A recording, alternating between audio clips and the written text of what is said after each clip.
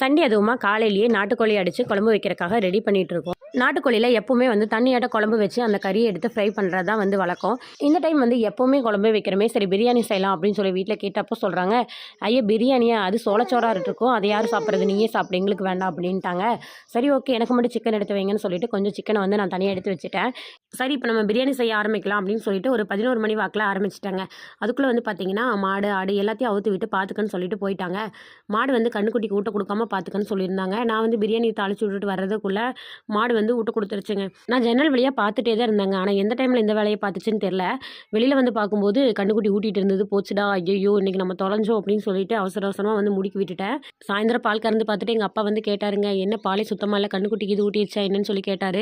ஐயோ அதெல்லாம் இல்லவே இல்லைங்கப்பா, நான் நல்லா கண்ணுங்கருத்துமாக தான் பார்த்துட்டு இருந்தேன், கண்ணுக்குட்டிக்கு பக்கத்துலேயே மாடு வரவே இல்லையே அப்படின்னு போய் சொல்லிட்டு நம்ம பிரியாணி ஒரு கட்டு கட்டியாச்சு.